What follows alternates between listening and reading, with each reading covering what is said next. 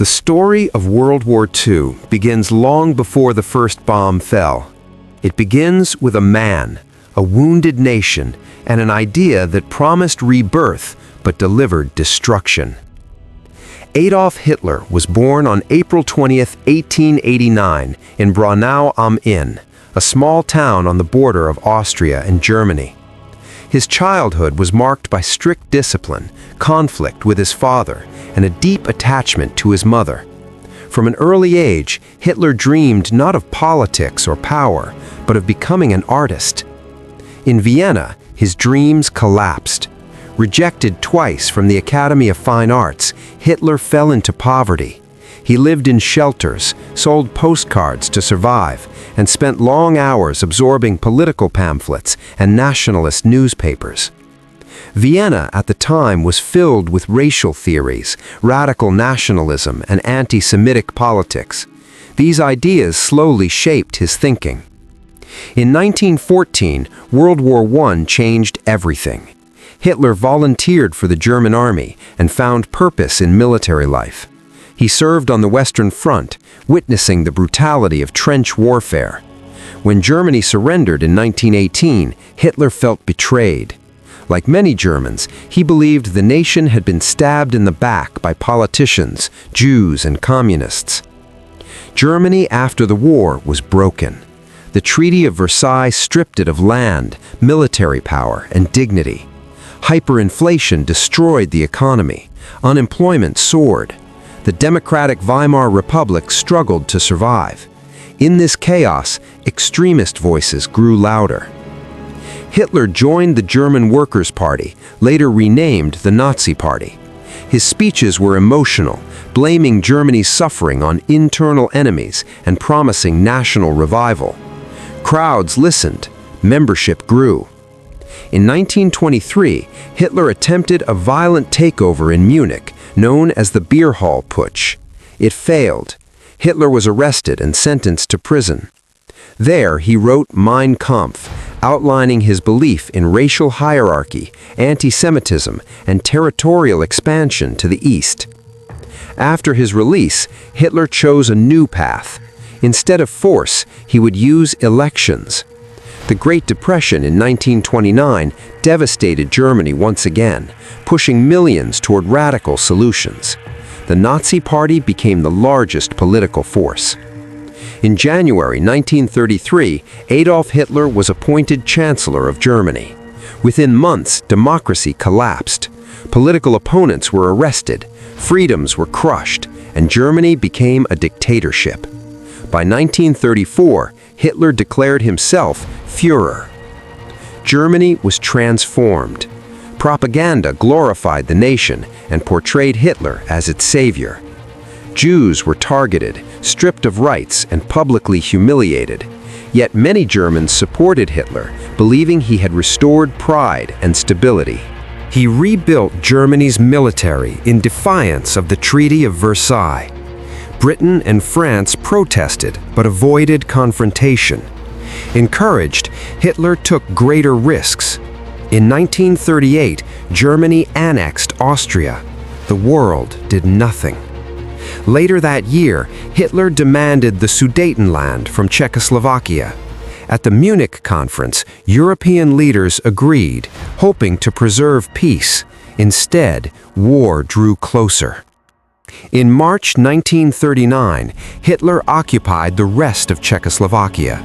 In August, he signed a non-aggression pact with the Soviet Union, secretly planning to divide Eastern Europe. On September 1, 1939, Germany invaded Poland. Blitzkrieg tactics crushed resistance. Britain and France declared war. World War II had begun. Germany moved fast.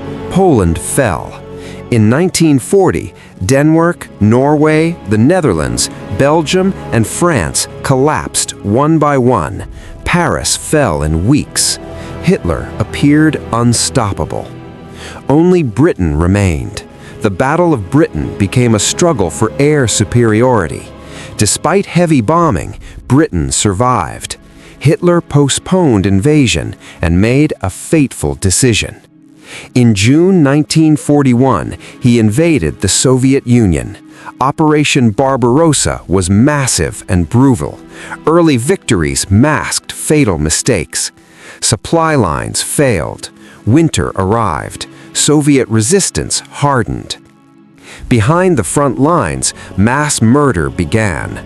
Nazi death squads executed Jews, Roma, and others.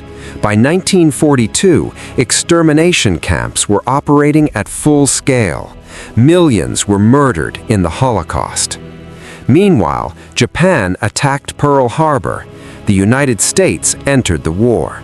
Hitler declared war on America, expanding the conflict into a truly global war. The tide began to turn. In 1943, German forces were defeated at Stalingrad. It was a disaster Germany could not recover from. After Stalingrad, the war turned against Hitler. Germany faced overwhelming enemies. Allied bombers destroyed cities. Civilians suffered immensely. Resources dwindled. Hitler refused to retreat, blaming generals instead of his own decisions. In 1944, Allied forces landed in Normandy. The Western Front reopened. Germany was pushed back from all directions. A failed assassination attempt in July 1944 revealed growing resistance within Germany. Hitler survived and responded with executions and fear. By 1945, the situation was hopeless. Soviet forces entered Berlin. Hitler hid in an underground bunker, isolated and delusional, still issuing orders to imaginary armies. On April 30th, 1945, Adolf Hitler committed suicide. Days later, Germany surrendered. The war left Europe in ruins. Over 60 million people were dead. The Holocaust exposed the horrors of hatred and unchecked power. Hitler's legacy is not one of strength, but of warning. World War II reshaped the world and reminded humanity of the consequences of silence, extremism, and blind obedience. As Adolf Hitler lay dead in his bunker in April 1945, the war he had unleashed did not immediately end. Across Europe and Asia, millions were still fighting, fleeing, starving, and dying. The collapse of Nazi Germany marked the end of one chapter of World War II, but the consequences of Hitler's decisions would echo for decades. Berlin fell to the Soviet Red Army after brutal street-to-street fighting. The city was reduced to rubble. Civilians hid in basements, short of food, water, and hope. German soldiers, many of them teenagers or elderly men, fought without belief in victory, only fear of punishment or capture. On May 7, 1945, Germany formally surrendered.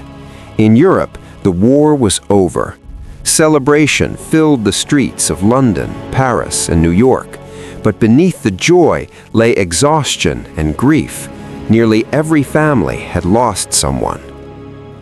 As Allied troops advanced through Germany, they uncovered the full scale of Nazi crimes. Concentration camps stood as silent witnesses to horror. Survivors emerged weak, traumatized, and starving.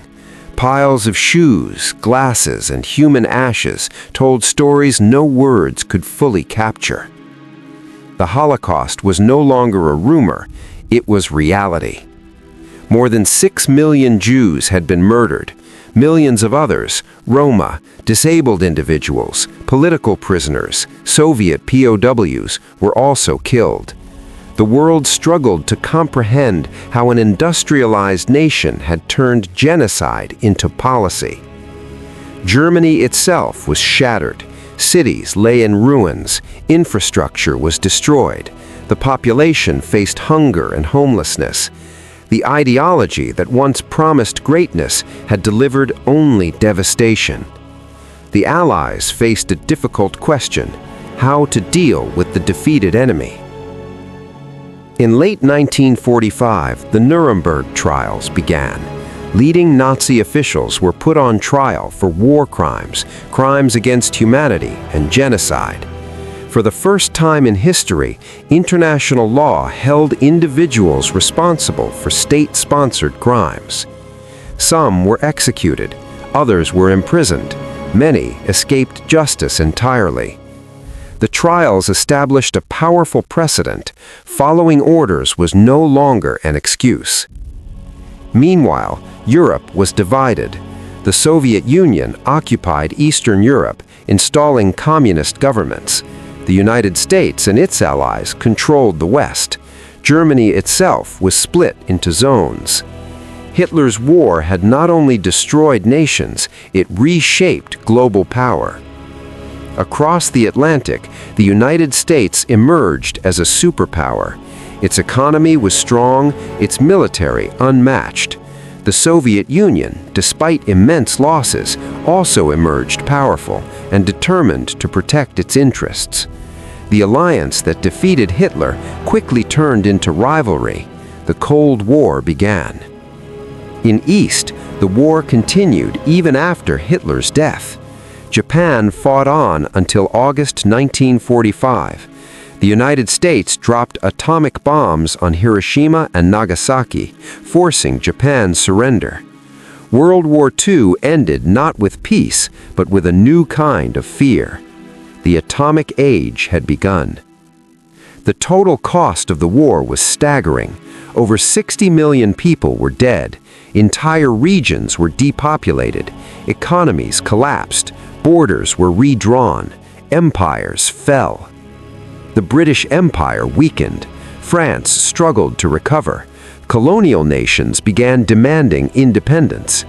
Hitler's war accelerated the end of European dominance over the world. Out of the destruction came attempts to prevent another catastrophe. The United Nations was formed to promote peace and cooperation. Human rights were defined more clearly than ever before. The phrase, "never again," became a global promise. Yet history showed that memory alone was not enough. In Germany, denazification began. Nazi symbols were banned. Education was reformed. The country faced its past, slowly and painfully. It would take generations to rebuild trust and identity. Adolf Hitler became a symbol of absolute failure, a man who promised glory but delivered ruin. His ideology was exposed as empty and destructive. His empire lasted only 12 years. His decisions killed millions, including his own people. But the danger he represented did not disappear with his death. Around the world, extremist ideologies continued to rise wherever fear, economic collapse, and political instability existed. Hitler's story became a case study in how democracies can collapse, how propaganda can poison minds, and how silence enables evil. World War II was not inevitable. It was the result of choices by leaders, institutions, and ordinary people. This is why history remembers Adolf Hitler not as a conqueror, but as a warning. A warning that power without morality leads to destruction. A warning that hatred can be taught. A warning that truth can be buried under lies. The world after World War II was rebuilt on these lessons, imperfectly but deliberately. And as long as these events are remembered, studied, and told, the hope remains that humanity will not repeat the same path.